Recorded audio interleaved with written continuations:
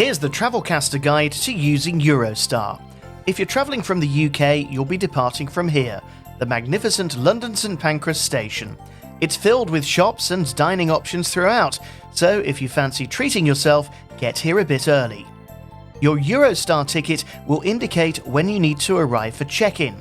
This depends on how busy things are, but in my experience there's no need to arrive more than an hour before departure. These signs in the main hall will tell you when check-in opens.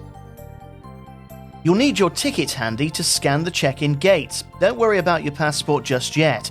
After this, you'll have to scan your bags in security, a bit like an airport, but usually much faster. You'll then go through 2 sets of customs checks, so have your passport ready. The first is to cross the UK border, and the second to enter the EU.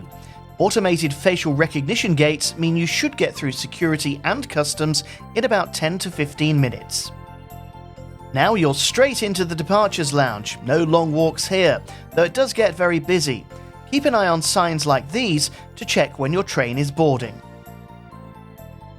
Gates usually only open 20 minutes before departure. Travelators take you up to the platform where your train awaits. You may be asked to show your ticket again. The good news is there are rarely any border or ticket checks at your destination because you've already cleared customs here. Bon voyage!